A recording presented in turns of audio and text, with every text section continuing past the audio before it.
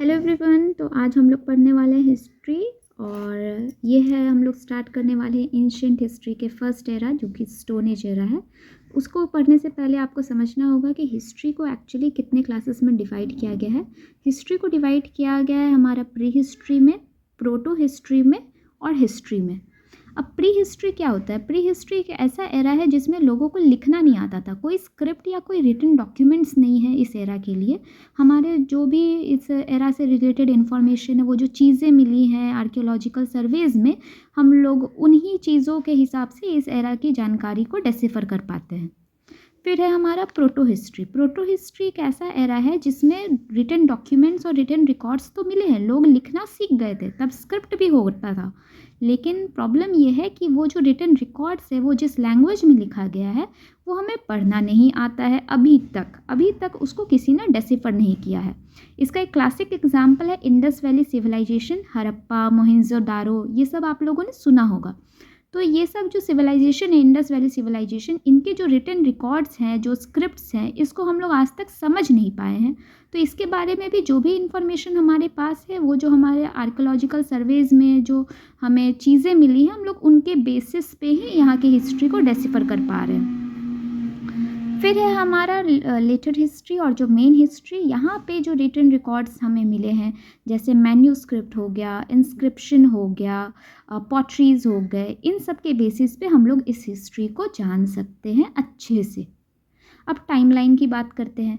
History समझने से पहले आपको टाइमलाइन समझना बहुत ज़रूरी होता है। एक होता है बीसी यानी बिफोर क्राइस्ट यानी जीसस के जन्म से पहले की बात है ये। और एक होता है एडी यानी एनो डोमिनो, इसका मतलब होता है जिस साल हमारे लॉर्ड जन्म लिए थे, यानी the year of our Lord. तो इसमें क्या है कि एडी का मतलब होता है जीसस के जन्म के बाद का समय और बीसी का मतलब होता है जीसस के जन्म के पहले का समय। अब टाइमलाइन काम कैसे करता है हिस्ट्री में, देखिए। बीसी जो है यानी जीसस के जन्म से पहले का जो समय है, ये हमेशा जो है डिक्रीज करेगा। समय जैसे जैसे आगे बढ़ेगा ना, वैसे वैसे बीसी डिक्रीज करेगा। जैसे एडी पहले आप समझ लो, फिर आपको बीसी में वापस लेके समझाते हैं। एडी में क्या होता है? एडी में जैसे 1000 आया, फिर 2000 आया, जैसे अभी 2025 चल रहा है, तो अगले साल क्या होगा? 2026 आएगा। तो समय बढ़ेगा तो साल भी बढ़ेगा। लेकिन यहाँ पर ऐसा कुछ नहीं होता है। यहाँ पर अगर समय बढ़ता है तो साल जो होता है वो घटता है, यहाँ पे डिक्रीज होता है। जैसे अगर पुराने समय की बात बोलेंगे तो 4000 बीसी, और अगर हम लोग समय में वक्त में थोड़े आगे चले जाएंगे तो ये हो जाएगा 2000 बीसी। तो बीसी जो है वो डिक्रीज करता है और एडी जो है वो इंक्रीज करता है। इस चीज़ में आप बिल्कुल भी कंफ्यूज नहीं होइएगा। इसके बाद आता है हमारा स्टोन एज। अब स्टोन एज को हम लोगों ने 4 पार्ट में डिवाइड किया है। पहला है पैलियोलिथिक, दूसरा है मीजोलिथिक, फिर है नियोलिथिक और लास्ट है हमारा चाल्कोलिथिक। अब ये लिथिक क्या है? लिथिक का मतलब होता है स्टोन। अब पैलियो का मतलब होता है ओल्ड, इसीलिए पैलियोलिथिक का मतलब होता है ओल्ड स्टोन एज। इसमें जो टूल्स थे ना, वो एक पत्थर को दूसरे पत्थर पे मार के बनाए जाते थे। उतने फाइन टिप के नोकीले टूल्स नहीं थे। फ्लेक टूल्स था, मतलब एक पत्थर को दूसरे पत्थर पे मारने से जो बड़ा सा टुकड़ा निकल जाता है उसको फ्लेक बोलते हैं। तो वो सब जो रफ टूल्स थे उन्हीं का ये लोग यूज़ करते थे।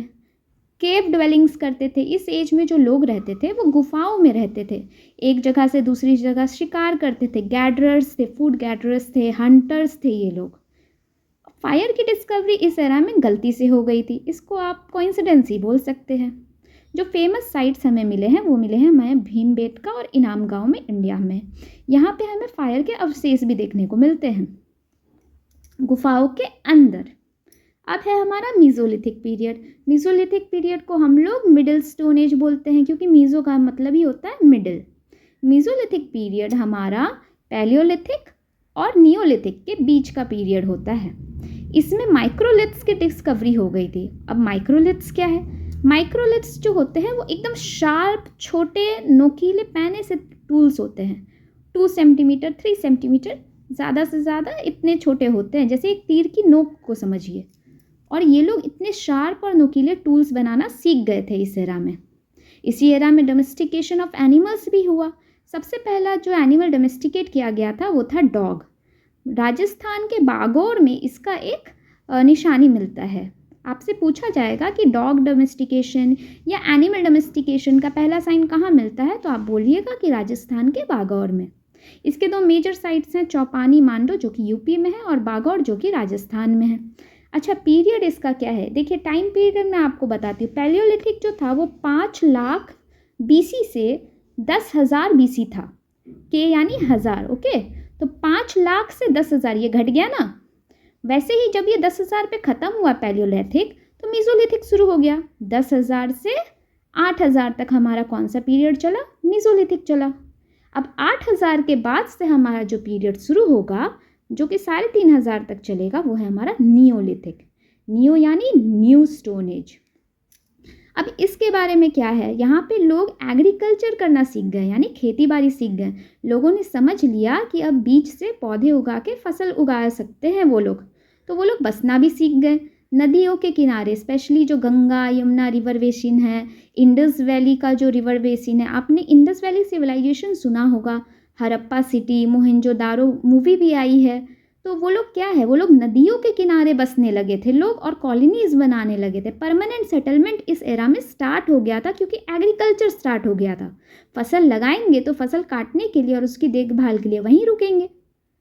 फिर बास्केट वीविंग भी शुरू हो गया। अब फसल काटी है तो उसको रखेंगे कहाँ, तो इसके लिए ये लोग बुनने लगे, टोकरियाँ बुनने लगे, बर्तन बनाने लगे मिट्टी से। ब्लैक और रेड कलर की पॉटरी जो है इस एरा की एक पहचान है। एक फेमस साइट है मेहरगढ़ जो कि बलूचिस्तान आज के पाकिस्तान में है, जहाँ पे पहला जो एग्रीकल्चर का जो साइंस है वो हमें देखने को मिलता है। एक और साइट है कश्मीर में जिसको बुर्जा होम बोलते हैं। यहाँ पे एक ह्यूमन को उसके ही डोमेस्टिकेटेड डॉग के साथ बरी किया गया है, एक ब्यूरियल साइट है। मतलब उस समय के लोग जो हैं वो लोग आफ्टर लाइफ में बिलीव करना स्टार्ट कर चुके थे, इसलिए अब वो लोगों को दफनाने लगे थे उनकी चीज़ों के साथ, उनके जानवरों के साथ। तो ये वाली साइट जो है ये बहुत इंपॉर्टेंट है, बुर्जा होम, इसको आप ध्यान रखिएगा। अब ये कहाँ से कहाँ तक है, ये 8,000 BC से 3,500 BC तक की है। इसके बाद हमारा स्टार्ट हो जाता है चाल्कोलिथिक पीरियड। अब चाल्कोलिथिक पीरियड, चाल्को का मतलब होता है ब्रॉन्ज। ओके, तो इसको हम लोग ब्रॉन्ज एज भी बोलते हैं। अब इसके बारे में आपको डिटेल जो है वो मैं नेक्स्ट क्लास में दूंगी जब मैं इंडस वैली सिविलाइजेशन पढ़ाऊंगी, क्योंकि चाल्कोलिथिक पीरियड ही हमारा जो है वो हड़प्पन सिविलाइजेशन का टाइम था। लेकिन इसके जो बेसिक्स हैं वो आप समझ लो यहाँ पे कि कॉपर जो है वो पहली बार जो है एक ऐसा मेटल है जो ह्यूमंस ने डिस्कवर किया था। The first metal discovered by human was copper. इन लोगों ने रूरल कम्युनिटी बनाना स्टार्ट कर दिया था, अब शहर में बसने लगे थे, समझे। ये लोग रूरल का एक्चुअली में मतलब होता है गांव, लेकिन उस ज़माने के हिसाब से आप समझिए कि एक पूरा का पूरा जो है सिविलाइजेशन अब बसने लगा था। ढेर सारे मल्टीपल्स होम जो हैं वो एक तरह से बनने लगे थे। अर्न बरियल होता था। अर्न बरियल यानी कि अर्न का मतलब होता है एक बर्तन जिसमें हम लोग जो है अवशेष रखते हैं, राख रखते हैं किसी की। तो ये लोग जो हैं वो किसी को जलाने के बाद उसकी जो राख है उसको मिट्टी के बर्तनों में भर के और उसको रखते थे। तो अर्न बरियल की परंपरा यहाँ स्टार्ट हो गई थी।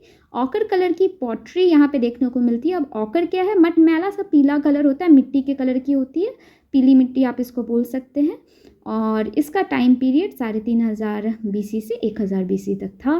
तो ये रहा हमारा डे 1 का क्लास। और आपको वीडियो पसंद आई हो तो प्लीज़ चैनल को लाइक और सब्सक्राइब करके ज़रूर जाएं और स्टडी को इजी बनाएं। Thank you for watching.